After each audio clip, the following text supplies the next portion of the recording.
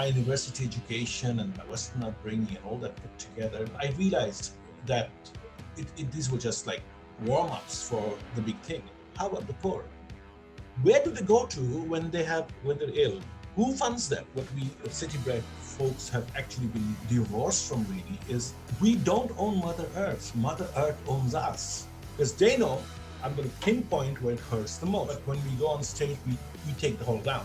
No matter who's on stage, when we're up on stage, we make sure we give people a good show. Yesterday is gone, tomorrow will come. Only if you can survive today. Push people more impatient till they realize that they cannot keep a good man down.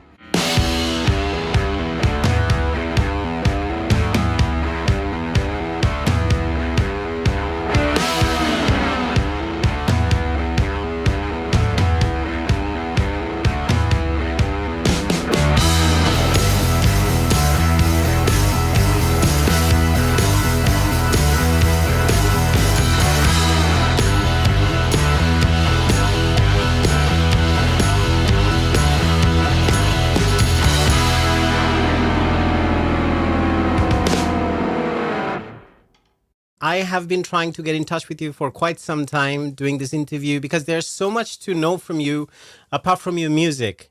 That's one aspect, definitely, and very important aspect. So far, you are concerned, a huge personality in our Bangladeshi band music scene and music scene, I would say. But you have not only been known as a musician, you're also a practitioner of the Baul tradition. And last 27 years, you've been exploring myriad aspects of Baul life in Bangladesh. So what's your perspective towards life? I know it's a pretty broad question to start with, but we have to start somewhere, and I can't think of anyone better than you to shed light on different aspects of life. Okay, then first of all, Joy Guru to everybody, and to you also, Ershad. A great pleasure to be Same here, Mac Haque. to be present here with you to discuss so many things. And Baul journey has been actually more than 27 years. I think it started in 88, Okay. more or less, but yeah, actively about 30 years now. And Wow. My perspective on life has consistently changed. Now, after that many years of that much rigor of the Baul tradition, and it's still ongoing, it doesn't end. It's actually no end to it. Life is all but nothing but exploring. You know, you explore. I mean, you've been Definitely. sent for your time on earth to by God or some supreme being up there just to keep, you know, continuing with life and observing life, and to check your coordinates once in a while, just to check where you are. Life is almost like being left on a sea with a ship on board. So once in a while, you have to check whether you're going north or south or east or west. That's about it. And just like in the aircrafts, you have a GPS system which tells you. So consistently, life is all about check and balance. You check Definitely. yourself, you balance, and you fix up your coordinate, and you carry on. So far, it's not been easy. It's been a very perilous journey. It's been has lots of ups and downs, still does, and you know, hiccups. And the most important thing is what I've found very difficult or on the journey is not the journey itself, but to explain people my journey. Someone like me who's had a more or less Western upbringing, and then long time with rock music, still playing rock music, and you know, almost 11 years doing nothing but covers, etc. And then forgetting and kind of erasing that bit and getting straight into the heart of it all, the roots of Bangladesh, and then trying to explore. I think what I've learned in life, my university education and my Western upbringing and all that put together, I realized that these were just like warm ups for the big thing. And the warm up, I really had to look down at earth, down where I stand on the soil of Bangladesh. And when I said the soil of Bangladesh, it means I had to go as close as possible to the poorest of the poor who still live that life and still have that praxis. It's a huge, it's just not a practice, it's a praxis. You live that life. Yeah. And when I went exploring, I was really surprised that, you know, so few people know about the beauty of it all and in the richness and the wealth we have under our feet. So it as was I back in the early 80s, mid 80s. That's when you started thinking about it. late 88, Late 80s. 89. That's, yeah. Okay. But even then I was still flirting. I was half decided because it was just more or less a trip to go and meet some sadhu here and there. And then over time, it took me time because I'm a kind of a person that will not jump into anything without my homework being done, thoroughly. So I had to understand, first of all, the music. The Baul music is got three different phases. It's gan, which is music, songs. Then it's gyan, which is Knowledge. wisdom, knowledge, and then it's dhyan, which is meditation. Wow. So you have to not only sing the song, but you got to meditate on the word for it to have a proper reflection on who you are first, who I am. Because ultimately, of all the questions in life, sometimes a time comes in life, for some it comes very early on, for some it comes very late. It's really, who am I? So once you are hit with that kind of reality, you start thinking, or at least I started thinking, that really, what have I come for? What is my journey into this earth and in this life? This is probably the one life I'll ever live. And that in turn took me down deep, deep, deep, and it's an endless. It's a deep dive. It's unending. You don't know where the sea ends. Likewise, you don't really know where our, this heritage culture is, and there's such a lot of exploring to be done. It's been almost 30 plus years, but it goes on. It goes on, and yeah, I'd say I'm enjoying the journey. I've touched many shores. I've touched good shores and bad shores, and good experience and bad experience, and some experience with almost life-threatening.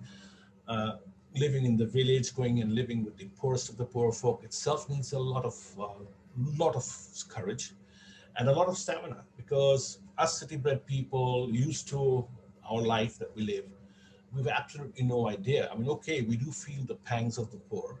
We do it every once a year when we have Ramadan, where we fast, and that's supposedly to help you understand the pangs of the poor. But that is only because we're doing it at home. But going down to the village and living that life and understanding, sharing a meal with the poorest of the poor, that in turn is something that I think is an experience that everybody should have. And Is that what attracted you towards this lifestyle of Baul yes, or the Baul tradition? yes, it's definitely the lifestyle, because ultimately what we do is what we city-bred folks have actually been divorced from, really, is how closely attuned you are to nature. I mean, ultimately, we don't own Mother Earth. Mother Earth owns us. Definitely. And Mother Earth has a voice. Mother Earth has a language. Mother Earth tells us a lot of things. Mother Earth sends us a lot of stimuli. It sends us a lot of stimuli, which I have written in my book, is not really intelligence. Intelligence is what you learn, internalize, and then work for human benefit or whatever. The concept is extelligence. Now, extelligence is what a lot of people say is marifat or ma'arifa.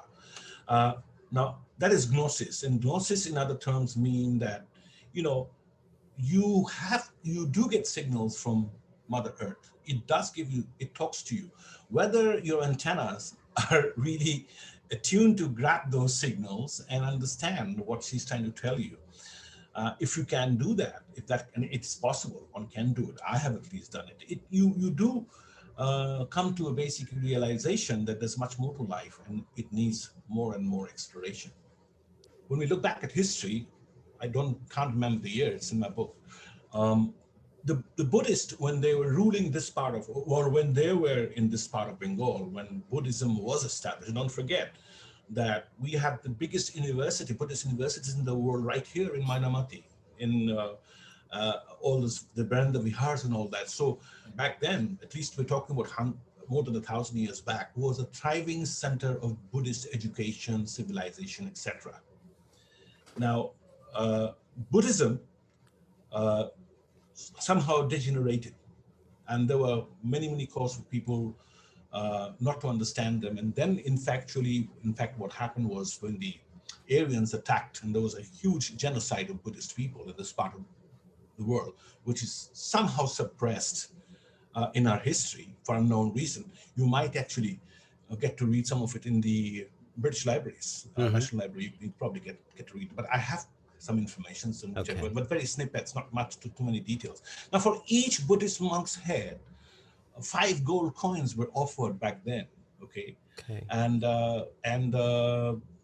which is a lot of money then, and still a lot of money today. So, what really happened was the random genocide of all the monks, and the monks in turn fled from Bengal Okay. with the Charjapad, which is the ancient Bengali text. The region of the Bengali is from the Chorjapod. Charjapad. Yeah. They took that and they fled somewhere in Nepal and that Assam and other parts, northeast of Bangladesh.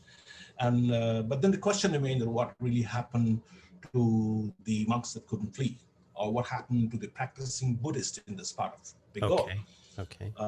Now, Buddhism in our part of the world is from the Sakyamuni order. The Sakyamuni order is basically the order of silence. You talk about everything on earth, but you don't talk about God because it's believed such a huge thing that this small mouth is not good enough to even talk about it.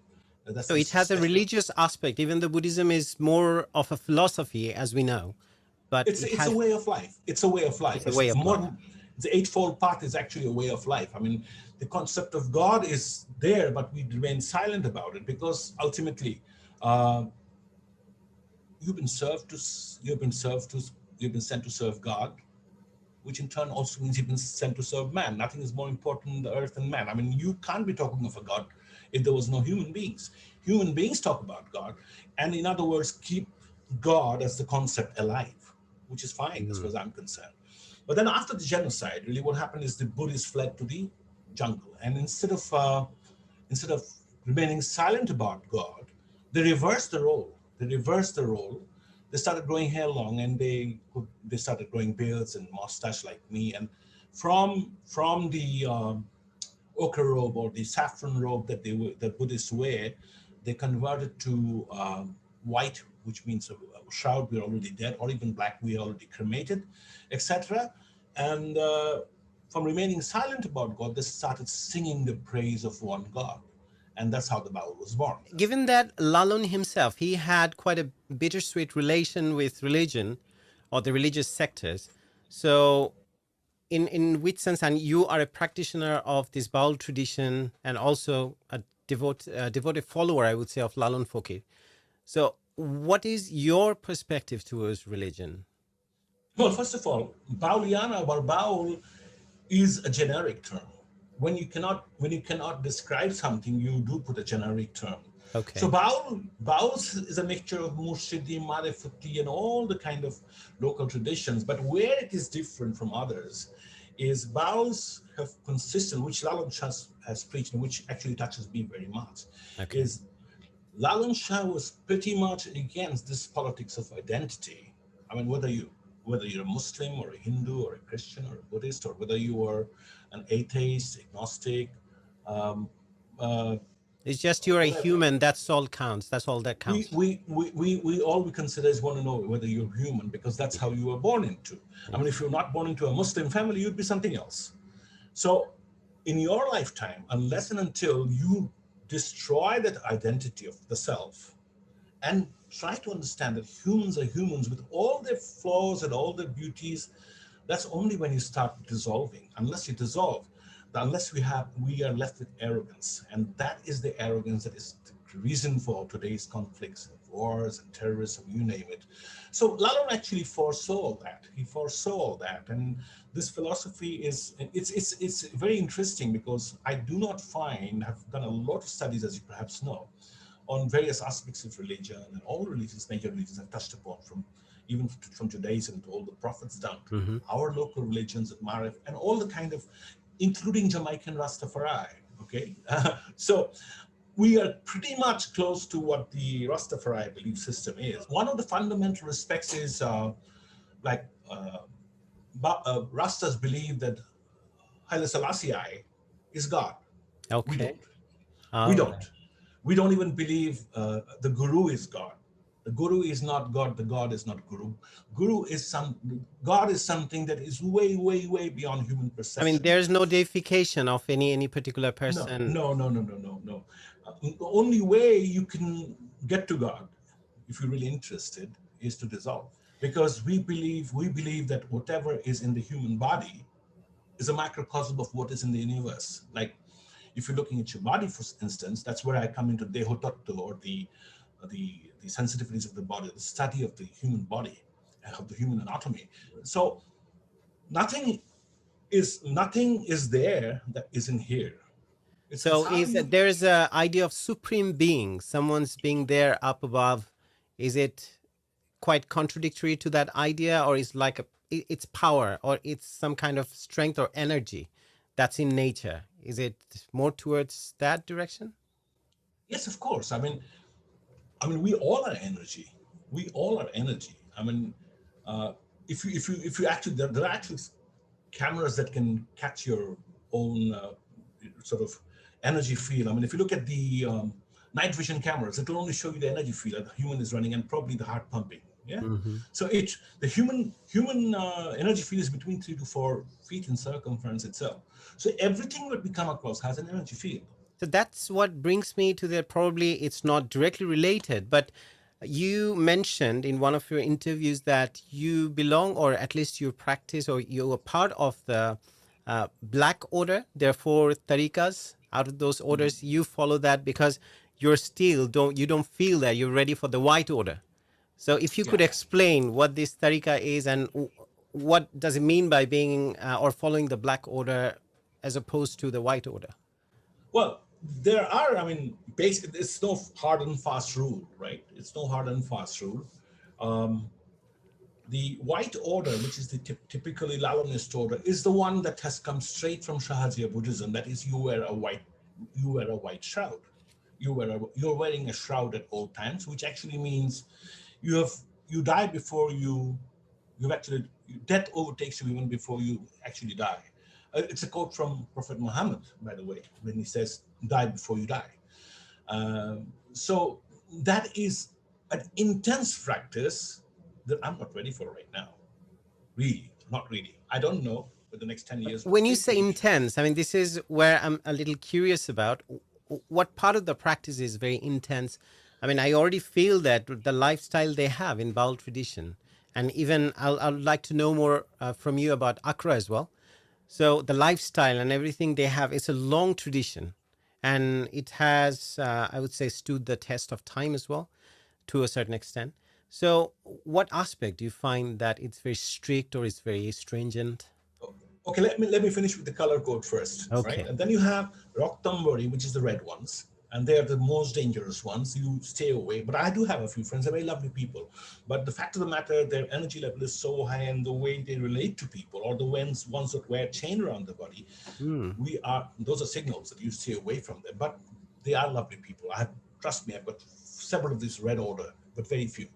Then you have the saffron, which is very common. They come in from the Vaishnavas, and they come in a bit from the Buddhist side and all that. And the black order is also a bit rare, because the black order is again from Buddhism. That what is black? Black is not a color. Hmm. Where you Absence of where color. you yeah, where you don't have light, it's black. It's called black. It's a So we are part of the huge blackness, and blackness again. The the it keeps you off, or you are actually trained, or you practice how not to be affected by black magic, witchcraft. These things, usually people wearing black are unaffected. I have seen it myself in normal life. And yeah, of course, nature teaches us how to resist these dark forces, how Mm. to resist thinking about them, and if they come around us, how to fight them back. Now people would think this is all mumbo jumbo and superstition, I'm pretty sure. But we do have something called dark energy. You Okay. really know, like you're a group of friends, and suddenly, for unknown reasons, somebody is behaving in a manner which upsets everybody. Yeah, negativity. There are ways to deal with the negative feel that's there. How to get rid of it is something we are taught, and I know about it. So if there's a negative feel around, I do feel it. Even in my house, if there's nothing, but I do feel some negative force, I exactly know what to deal with it. So, but No mumbo negative jumbo. energy, it has nothing to do with spirit or anything, or is it more towards anything that's not positive, that's not healthy or conducive to being, to your well-being? So, is it related to something like that? So you would use the word spirit, thank God. But spirit is energy. when you say someone as the spirit of something or the spirit of liberation, you're talking of a certain energy. It could be good, it could be bad. No spirits are good or bad. Uh-huh. They're just like humans. Some human spirits are good, some are But are very we bad. talking about ghost as well? Perhaps we are. Perhaps we are. Yes. Okay, Yeah. that's a I mean, dark area. Okay. that's a dark area. I mean, it's if I talk about it, I mean, I would definitely speak out if it was a closed session among friends, but Hmm. it leads to misunderstanding, and trust me, some of it is really mumbo jumbo. So you got to be very careful of these ghost Okay, yeah. stories when they come along. Because it can be So misinterpreted, and especially when you put yes, things out yes, on social media, anything can be yeah, done, just taking the yeah, small clips, what you yeah, have yeah, said. yeah. So, I mean, So does it have anything to do with the idea of non-existence, as you said, and black is the absence of light, or absence of color. So does it have anything to do with you feeling that, okay, my existence in comparison to everything around me, that I am non-existence, I'm here to offer service to you? that's precisely what it is. I mean, when you go to sleep, what how do you view yourself? We don't know. It's all in the dark. Exactly. And when you like looking at the camera, you see your vision, but your vision, your internal vision of yourself, it could be something very huge.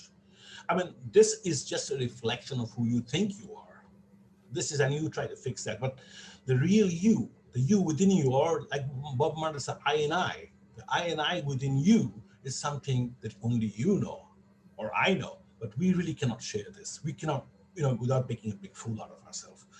So that is something you have to conceive. And yes, the Black Order is called Krishnambori. It's got again to do with Krishna and all of that put together. It's a long story, but to me, very. But getting back to the Safed or the white, now that's because you give up. You give up completely on everything. You declare yourself dead, Mm. but while you're still living, sometimes you even change your name. I You mean, become a before you monk become almost.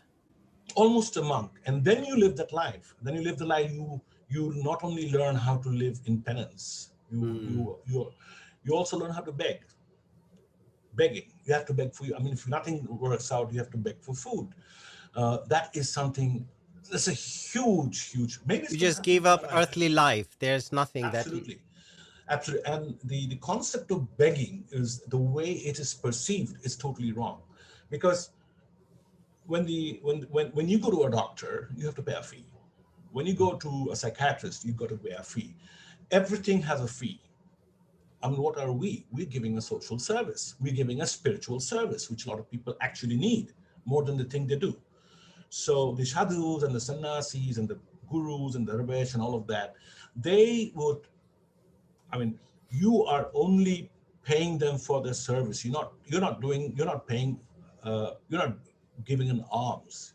And giving money to a sadhu or a fakir or a guru or whatever you call it does not guarantee you God's blessing. He cannot do anything for you. But what you're doing is you're repaying your debt, because you have been blessed with words of wisdom that you probably haven't heard in the past. And that may or may not even transform your life, or it has transformed my life. These words of wisdom, I'm sure it transforms a lot of people's life. Otherwise, this tradition would have been around for thousands and thousands of years. But in today's context, if I'm out begging for a living here in Dhaka City, can you imagine the scandalous thing? But I probably will do it someday, just That's to. that's what brings me to these interesting questions, because I have experienced every time I visit the country, since I don't live in Bangladesh. So every few years I visit, I feel there is a sense of restlessness. And what we talked about in terms of the politics of identity around what you're doing, how much you're earning, what's your status and the class, and all these things. And I sometimes struggle to see where the value of a human being, you actually, where you find it in that position. So is that something, because I would have to go back to that time, I mean, quickly, if I run that, in 1976 you started singing as a professional singer, but initially you were quite averse to singing any language other than English, because that's what Right. you felt that's quite fashionable, or probably, I don't know, I mean, you can explain it better. But then when you realized that you needed the connection to the people, I mean, the people you're singing for, you needed more connection with them. And then you thought, okay, the language they speak and the language which they can express their their spiritual ideas and their soul, everything is connected. You have to speak or sing in that language. And that's when the album Euphoria or Ullash came out, I think. Yeah, So, and that was my favorite album, by the way. I have to say, my favorite song was, at the time, I was in high school, Choke. okay, okay, And I have to tell you this because this is the first time I'm being able to tell you this. When I first heard that song, I was like, okay, I haven't heard anything like that. This person's voice is something different. It's very fluid, very organic, and that's the only song. And there I think Moshumi was in that album as well, yeah, but I didn't listen to anything else. I remember how it to start and how your voice would come and go. There was a flow. So is that what this connection, the spiritual connection and connection with people, is that what driven you towards this Baul tradition? And what do you think Baul tradition of that practice of that social order that can bring anything or we can learn from during this restless moment? I mean, post-COVID, and even in every aspect, every respect, I would say that's what our country is going. It's a transitional period I see as it is. Well, thank you for the compliment. Yes, uh, I never really thought so hard, thought so much about what I'm singing, how I just felt an urge to sing. And a lot of people say they can't replicate my voice. So there's something about my voice that I people agree, 100%. today find it a bit difficult. I don't know why that is, but all I say is anybody can imitate me. That's not a big deal. But the But so far, sincerity, I haven't heard yeah. anyone doing that. Now, what I tell people is one of the reasons probably they cannot replicate my voice or imitate my voice is um, they cannot imitate my intensity. They cannot they do not know. I mean, if it's a love song or if it's a really hard, painful song, how on earth can they figure out what pain I was actually experiencing when I do this song? So I think one of those things is it's being sincere. I mean, I've been very sincere to whatever I've done in life so far, and one of the most sincerest expression has been music. I mean, what doesn't I mean, sort of my friend Mimo in London will tell you that there are many songs I've recorded and still not released. It's just that I am not happy with it. How can I make someone happy? You know, it's one of those things. Hmm. So maybe people may say I'm a bit finicky. Perhaps that's what makes me different from the others. It's just that I'm not in no rush to do music. Because It's I've read one of your papers where you've written that you were talking about remix of Baul songs and where it yeah, struggles. Because sometimes if you adopt it as a fashion, how it doesn't work. Because Baul song, as you mentioned, it's not only a verse or it's not songs or music, it's gyan or knowledge. As you already mentioned that. So unless you have the deeper understanding of the knowledge, you can't perform. You need to connect in every aspect of this music. So it's really nice probably at the time when you started, but you already had that in you. That probably helped you more, and that's how probably you that got it was right. there. I mean, if I could make it, uh, it's not possible for an ordinary pop musician to suddenly start playing classical. You know, it's not possible. There's a rigor. There's a way. There's a method. There's a procedure that you have to go through before you can call Exactly. yourself a classical musician or even a jazz musician for that matter. Mm-hmm. You have to. There's a rigor. Just the same in Baul. I mean, without understanding the lyrics, without getting to the depth of what it's meant, the problem with Baul songs is, it may have several connotations for several different meanings for several bunch of people. Now, among us, we don't have sects as such, but we do have schools of thought. Mine is probably the most radical school of thought, and sometimes the way we perceive of the But we are not song. talking about order now. It's a school of thought when you're saying it's Oh yeah, oh yeah, oh, yeah, oh, yeah. I mean, it's among the tarika. Baudi school or Tariqa. There are many schools of thought within the Baul Okay. itself. So the Fakirs are one, and then the Shadoks are one, and then the people who are in the Siddhi Desh or the enlightened ones, or even the Sulu Desh, the beginners. Specifically, there are four different stages you go through in life as well. The first is Tulo Desh, which means banal, common, ordinary pop musician. Let's put it that way, with all due respect. Then you have the Prabodh, which means a transformative time. You go through a transformation, which every artist, every human being goes through. Mm-hmm. There's a transform. Then you reach the Shadok Dish. Shadok Dish is you become a practitioner, you become a seeker, you seek knowledge, you seek love, you seek music, Hmm. and you want to understand and know. You got many, many questions. And then you reach the Siddhi Desh, where you become a Shai or a Darvesh or all of that. So that is like super elevated form. So all during this, you have to go through this transition. I mean, sometimes a lot of kids ask me about lyrics of Baul songs. They want to know the in-depth meaning. I just tell them, look, you are just a matriculate student. At what stage are you in? How would you term it? Uh, it depends on who you ask. I mean, I don't think I have a right answer. I think I'm kind of an elevated shadow, Okay. but I don't think I'm Siddhi. It's not that I have reached enlightenment. I don't feel like that. But a lot of people actually call me Shai, which means the enlightened one. And Okay. I really don't know whether No, and definitely, given the experience you have. I don't know. I mean, enlightenment is, I mean, the one who's enlightened can never say he's enlightened. I mean, Buddha could Definitely. never say, Buddha said, well, one of the things that Buddha said, and that's something I really take into Hmm. serious consideration, is it wasn't that when he reached nirvana, it wasn't like eureka something. It wasn't like eureka, I got something. It was like he said, it has left me, it has left me, it has left me, which means you have discarded everything in life, and Beautiful. Beautiful.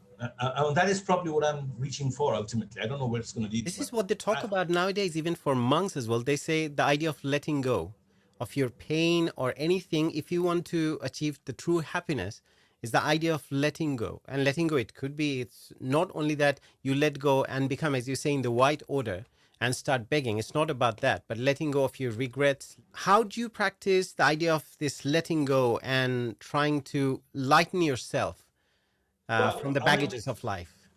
I mean, essentially to keep your mind calm. That's the worst thing that's happening in our society today. We say, I mean, you might come across people who otherwise look very calm and very collected and all that, but they have a million noise in the brain. I mean, most people can't get to sleep at night. And I do counsel a lot of people, by the way, Hmm. on the net, on WhatsApp or whatever. At the calmest stage, when you're going to sleep, when everything has fallen silent around you, why is it that millions of thoughts and millions of noise would come and disturb you? Why? What are the noises, if you could tell for the audience who are listening to you now? I mean, what kind of noises normally they might be able to relate to it to? Well, what's tomorrow going to be like? Am I going to get through that interview? Am I going to make that money I plan on making? Am I going to be able to be dodgy? Am I going to really find that person I've been trying to date for the last 6 months, and whether she's going to come around and meet me? You know, all these are Hmm. wants. All these are wants. We want something. It's always wanting, but The desire. uh, the desire is always there. But what if you decide that? I mean, you cannot dictate a second in your life. Yesterday is gone. Tomorrow will come. Only if you can survive today. How Exactly. have you survived today? I mean, yesterday's no point no point talking about yesterday, because yesterday is just gone. Now, tomorrow is only going to thrive if you're going to survive today. Now, in today, if you are going to mess up your mind with millions and millions, be anxious, be And the restless, future, raise your blood pressure, and have, and again, the devices we have. Oh my God! the I mean, why is distraction. it? Yeah, I mean, for me, for instance, I do not switch on my phone until about 12 in the afternoon. I may wake up at 6. The maximum distraction I'll probably have is about 8:39. I'll take time and read the newspaper, have a cigarette, and have water.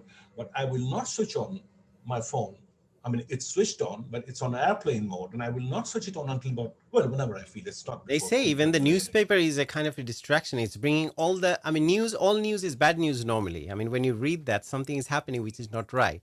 So even to cope with that information so early in the morning is hard work too on its own. I have this great American friend called Sharon Chada, and she once famously mentioned something to me, which I've used in several of my colleagues. She said, "The people don't read if the headlines don't bleed."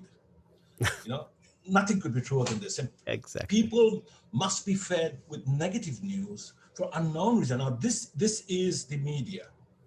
The media has, over the last 20, 30 years, become a demon. It's a demon in disguise, and it's giving you such a lot of disinformation and lies. I mean, two things I don't trust is the government and the media. I don't trust them, because The media will try to say it's independent, but it's not independent. Nowhere in the world is the media. It's just an extension of the government, just an extension of the establishment. Round, take it round and round and round. Ultimately, the message that you will get is what they have decided you must believe. Now, this becomes the fundamental, and that has become practically a situation all over Bangladesh. You are quite an exception, I would say, among the artists in Bangladesh and the senior artists, I would say. I've seen that you are very much politically active. At the same time, anytime there had been a dictatorship or dictator regime, you always raised your voice against it. But still, you are quite active, and still you are saying, I mean, everyone can listen to it, that you don't believe in two things: one, establishment of the government, and another one is media. So how did it start? I mean, you are an artist, but which is quite contrary to the characteristic of an artist. Normally we see artists are lost in their own world, but you at the same time creating your music and creating the niche that you have been over the last how many years, since 1976. You had led people from the front. So what had inspired, and is there any inspiration in your earlier childhood, or where did you get that inspiration from? Well, when I relate back to current times here in 2021, and see back then when I'm talking 70s up to, well, until about mid 90s, early 2000. I mean, media was controlled. We had very few media. Newspapers were controlled, but even then, we did have the space for intellectual stimulation. We did. Because there were few, the voices that would stand out on its own merit did stand out. But right now, it's total cacophony. Total cacophony. Everybody using their mind, everybody's an expert and everybody's a specialist. Now that is where it gets very, and these terms like specialists and experts and whatever you call them, all created by the media so that you actually worship somebody who could be a blatant liar. I mean, as far as I'm concerned, okay, I'm not against. I'm not a vaccine hesitant person. I've had myself fully vaccinated. I do wear a mask when I go out. But at the same time, I neither believe nor disbelieve in this thing called the COVID-19 virus. I don't believe it. The reason is, as far as my senses tell me, as far as my connection with nature tells me, this is not a natural virus. It cannot be a natural virus. If it was a natural virus, we would have been able to understand the source. And what we are trying to do is blame each other. China's done the virus. Sometimes the US is the virus. Sometimes Israel is but trust me, I really think Britain is the virus. Okay. because how? I mean, if it didn't know about them, how come they were the first one to invent the vaccine, which takes like 5 years? And But did you also kind of find out the reason why they would spread this virus? Or at least you have an idea? Yes. I mean, basically, this is, as far as I'm concerned, I've written extensively about this. I called it it's the third World War, but it's a psychological warfare. I mean, it's just a question of right now, the military industrial complex is broke. It doesn't have the kind of money it used to because wars are coming down. And right now, the biggest money been bulged out is the medical industry complex. The medical industry, from Pfizer to Moderna to AstraZeneca, these guys are minting money. They're minting money. So, and the fact of the matter is, okay, if this was such a huge global threat, why don't you give the patent to the virus to all the countries? Why? That's true. Why is it that Russia and China and the UK and the US have a virus?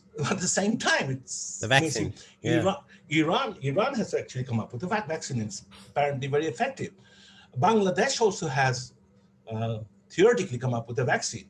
So the fact of the matter is, this is vaccine politics. This is vaccine diplomacy, which is going to be worse. Which is going to be worse than any diplomacy any kind of war that you can think of. I mean, imagine, we've been told about social distancing in a country like Bangladesh. Hey, this smaller country, packed with like most populous country, I mean, if you're going to maintain the 3 feet and 6 feet or whatever distancing, the whole of Bangladesh population is going to fall in the Bay of Bengal. I mean, it's not possible. So how are people surviving in Bangladesh? Okay, people have died. Okay, people have the infections are high. I agree with you. But then when you compare, even if official figures are way exaggerated, over the last 17, 18 months, we've had little over 30,000 casualty. Mm-hmm. In a in a in a country with 160 million population, 30,000 people, well, this year in influenza, 27,000 people died. Okay? In road accidents, over 100,000 people died. So if you're going to talk about death, you're actually it's a word for it, it's called thanatophobia. Mm-hmm. All you're doing is, oh, the virus, otherwise you will die.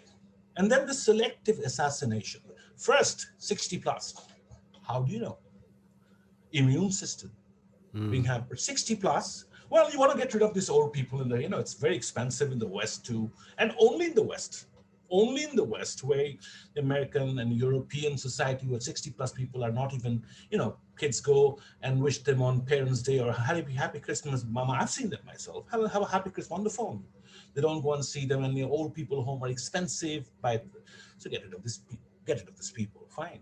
And then the shifting of the age group is what worries me. Now, vaccine for children, which I wrote about 6 months back, that your eyes are also targeted on the future. So I think as far as the COVID is concerned, it is something that has come, and it's something that's going to go away.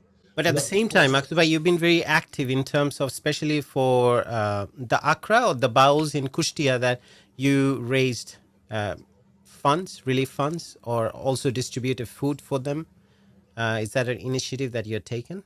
Well, nothing can be nothing can be me. It's like you are also part of it. It's just an idea that struck me, because I am in touch, because I couldn't go for the last 16 months. I couldn't really go down to Kushtia to check, and so I would be on the phone.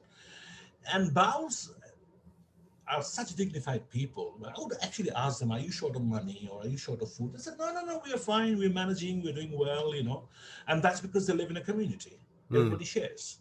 You go to the guru's house, you get something, food is there. I mean, more or less, basic food is available for the person.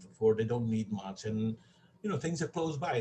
They go pick up some rice. They go pick up some vegetables. They go pick up some herbs. They go pick up some fish right from the pond itself. So as far nature is feeding them. So that's something, so food shortage as such is not something they are averse to. It's not something they're not used to. What they're not used to is the long-term implication of starvation. Okay. Now, some of the Bauls are actually starving, because if I remember the appeal I gave to everybody, including you, I did say that this is not a want-based appeal. It's a need-based. So our people in the Accra, the 7-8 Accras I'm in touch with or more. So we have this huge area, just not Kushtia, because Kushtia has got 7 different thanas within it. We could only concentrate on one. Then we had Meherpur, we had Chuadanga, we had Chashore, we had Norai. Then we did Rangpur and Lalmonirhat and Kurigram. Did you get to visit those places yourself, or it was through? Yeah, I did. Okay, wow. I did. Wow. Yeah, this time. So my guru's Accra is the center. That's in Chuaranga, and all these are around the area.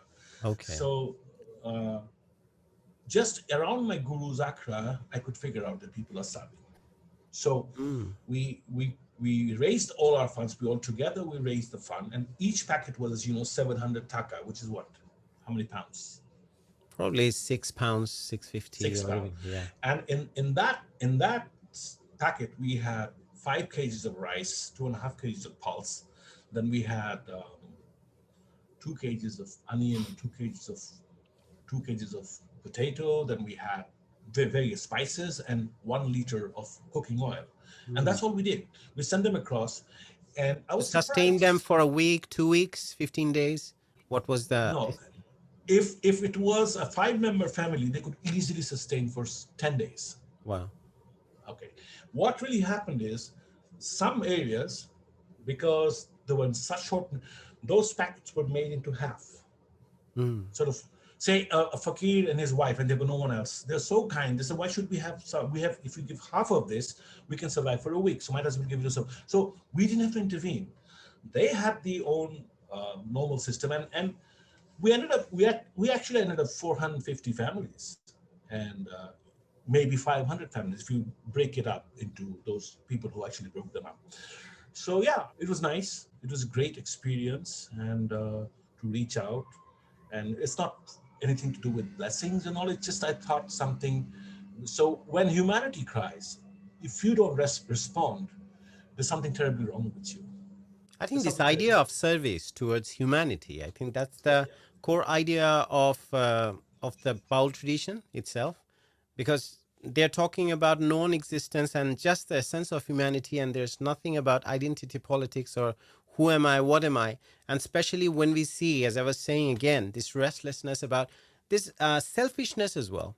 So what I can get, how I can deprive you, and that's how I can gain something for myself, which is a prevalent practice, as we can see in even in our country, sadly, because that can't make you happy. End of the day, say for example, you like to buy a new phone, you buy that new phone. After 3 days or a week, you don't even care about that. You probably leave it and use it just as it is, right? And next day you buy another thing. So most of the time when people try to think that external sources can give you happiness, they say that it's a failure. But when you think about others and the service to others, which you are doing, and the tradition you belong to, that's the idea of the tradition. That's how you find the true happiness. So how do you think this can be put to good use and the learnings you have over nearly over 30 years? Well, it's just question of sharing and caring. Okay, sharing and caring. Now, slight digression. If you're looking at Islam, Mm-hmm. Islam, it says very clearly that God will not tolerate individual poverty, and that's why we call the ummah, which means the brotherhood, right? Mm-hmm. So if one Muslim remains without food, the entire Muslim ummah is to be blamed. All right. If anybody gets rich, we all get rich together. Anybody gets if it's a process where the justice is served. Now, what is that we're making billions and billions, and we are among emerging tiger, we're going to be a middle income country, blah, blah, blah. But how about the poor? Where do they go to when they're ill? Who funds them? Who No feeds one. them? I Exactly. mean, you have this tokenistic big shots coming in with packets and making people sit there with a television camera, handing over the packets. That kind of joke, Exactly. that kind of hypocrisy. What is the long-term solution? No one looks at the long-term solution, especially for the poor. If we had a social welfare state, each individual would be responsible for each individual. Yeah, because the gap is just widening, as you can see. Because I was a couple of months back, I was in Bangladesh, and during the lockdown, especially, and I have seen rickshaw pullers. He's saying that he came out at 8 o'clock in the morning, and when I saw him at the time, it was 8 o'clock in the evening. He's saying that I'm struggling to get 200 taka. I mean, I haven't found anyone because most of the people didn't even come out. That made me realize these people, there's no one for them. I mean, until and unless people come forward and share whatever wealth they have, because the gap is so huge that there's no chance for these people. They'll just become extinct at some point if things like that keeps on continuing, say a See, lockdown. what's really happening is, I mean, where I'm thankful to COVID and Corona is that it has exposed the fault line in our society. It has exposed that we are really, while we talk about development, while we talk about of being a middle income, while we talk about food sustenance and all of that nonsense, and while we talk about, you know, getting richer, in Bangladesh, we have just two class of people. There's no such thing as the middle class. It's the have-nots and the have plenties, nothing in Hmm. between. Unfortunately, the middle class has disappeared. Now, in that situation, and the have-nots are the ones that are going to be pointing fingers at you, because this is something that we've been fighting for the last 50 years. I mean, we have a state that is supposed in theory to look after the interests of the people. Now, when we say people, we Hmm. mean those people. We mean those people, but we Exactly. forget that we are doing nothing for those people. We are only concentrating this few, maybe 24 businessmen is decide on how this country is going to be run. So if the political vacuum is so huge and it's really big money that's calling the shots, the poor have no voice, the middle class have no voice, and this arrogance, this couldn't care a damn, is very much an infection, worse than the virus, worse than the coronavirus, infected by the West. These are not our values. These are not our principles. So how This is can not how we we live. bring back that value that we used to have? Because we are talking about the media and how I think it's lack of talents as well. True journalists, what we used to know when we were growing up as well. Well, we were talking about earlier about language. You mentioned that, Ershad, when I used to write in English, people used to say that I don't understand your English, and now you're writing in Bangla. They say I don't understand your Bangla. So is it something inherent now in the education system of our country? Because language is a medium where you express yourself, and when you're struggling even to understand even your own mother tongue, I think definitely it would have some effect in your intellect as well. So what's your view on that? Well, it's if the two ways the establishment handles you. One is, okay, you're talking a bit too much, put him in jail. Put him there for 6 months or make him disappear. That's one way of looking at it. The other one is ignore the guy. Whether it's the government, the intellectuals, whoever, this guy doesn't deserve so much of attention. So basically ignore him. So I don't feel ignored because I've never felt ignored because I've kept at my gun no matter my music, my writing, my research, and my lifestyle. I am who I am. No one can change me, and no order or no power or no government, no establishment, neither the West. I am who I am. And I, even if I'm the only person in Bangladesh who thinks this way, hey, hang on, I'm a citizen of Bangladesh, so might as well deal with me. If okay, you can't deal with me, let's say they will not even sit with me. There have been many opportunities I've said, look, this is where we're going. Oh, it's a very good idea. Let's sit together. No, because they know I'm going to pinpoint where it hurts the most. I'll just say it is you are ruining your own future because in your calculation, those people who give you the vote or those people you thought the Jonagon, so to speak, the 90%, you actually don't recognize them. I've told them, have you, like I mentioned before, you pang of the poor, have you gone and slept with them? I've actually gone and stayed, rickshaw pullers also have hotels, by the way. I went and stayed in a hotel just to see what it's all like. I went and I've lived in many bastis, and just to find out how to spend 1 or 2 days eating with them, have lovely children and they're all laughing and okay, it's smelly. Okay, you got to dump somewhere which is not very pleasant in our society. But hey, if 90 people can go dump there, which is only a 5-minute job, why can't I?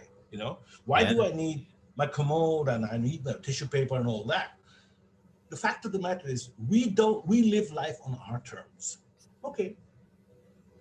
But I live on my own terms too. Deal with me. Did you face definitely resistance because you have been very vocal against fundamentalism in the country, and always you have been again dictatorship, anything that's not right, and you have never held back in terms of speaking against it.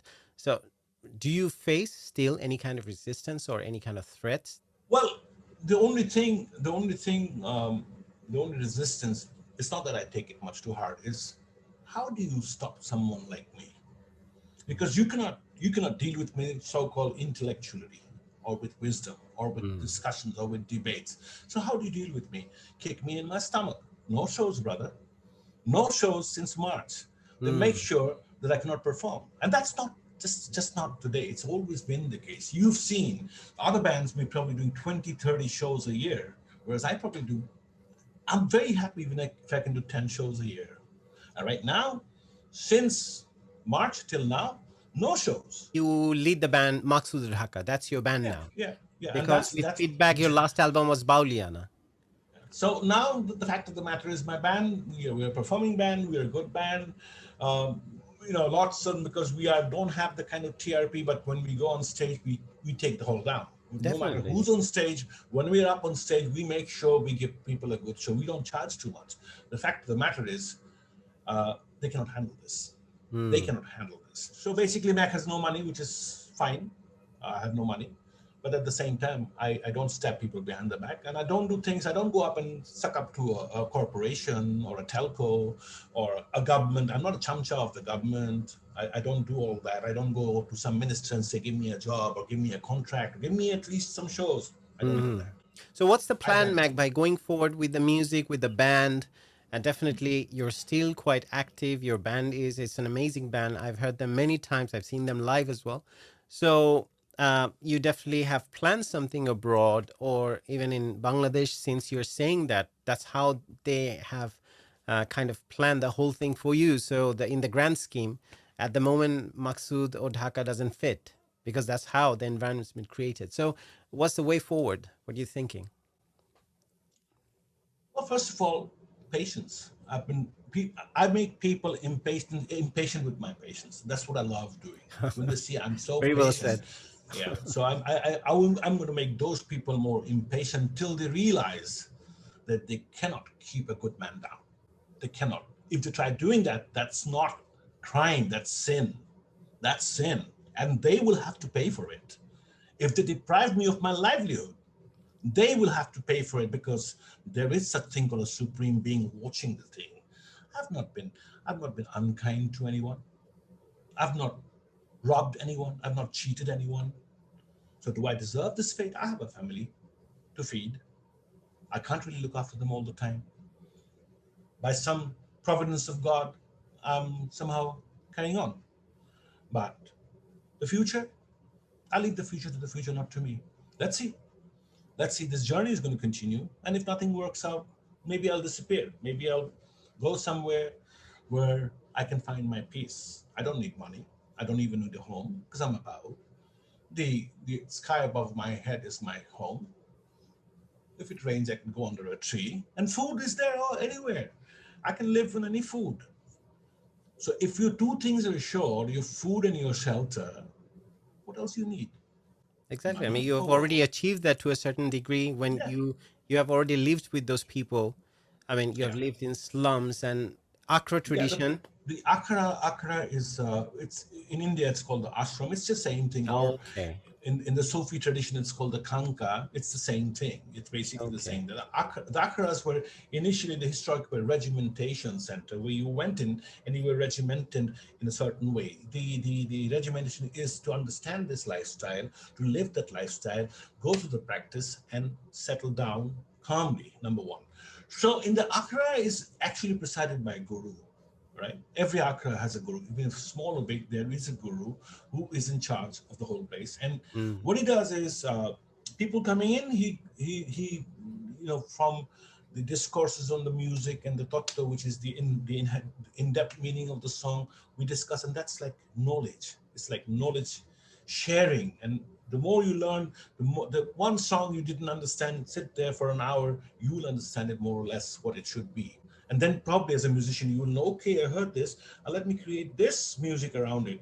Automatically, it's going to come in. When you get to the depth, I mean, if it's like somebody, a lot of these musicians do Baul songs, they might as well do a Chinese song without understanding the meaning. They're creating music which doesn't make any sense, really. So when you as a sincere musician can come to that level and you understand that, okay, this is what the lyrics talk about, will you not create the soundscape around it, Ershad? You will.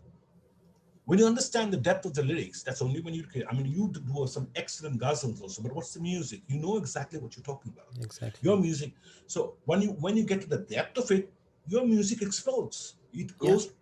I mean, look, this is the only science. This is the only rocket science that you can cross seven heaven and reach the doors of God.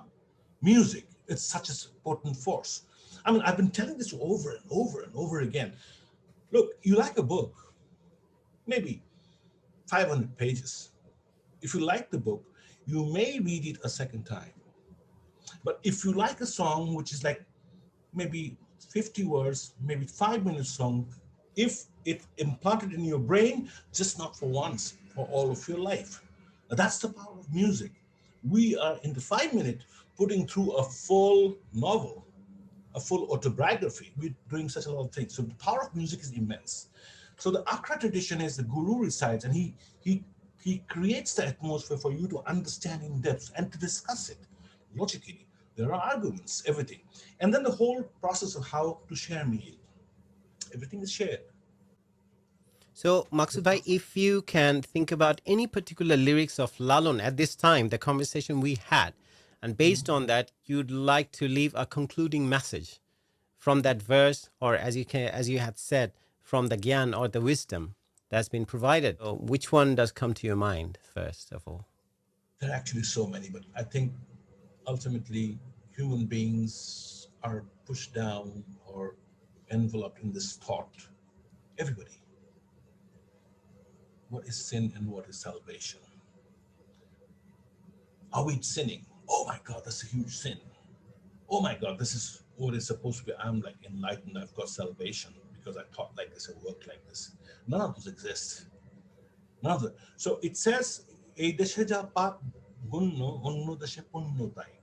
What is sin in this part of the world is salvation in another.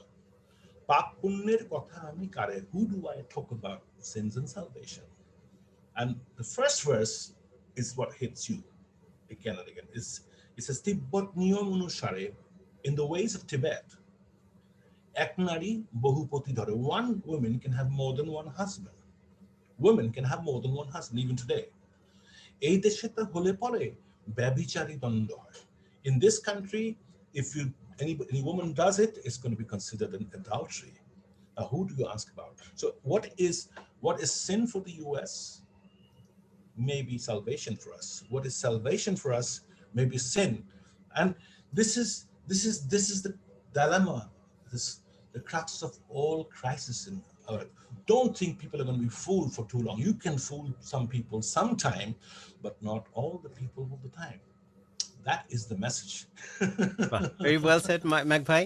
I mean, thanks for your time. I mean, there's so many other aspects of your life. I could have kept on talking for another hour or so, but I know it's quite late in Bangladesh, so we'd like to conclude on this note. And thanks for everything that you've discussed about. And there are a lot of lights you have shed on different aspects of human life and the life you have lived yourself.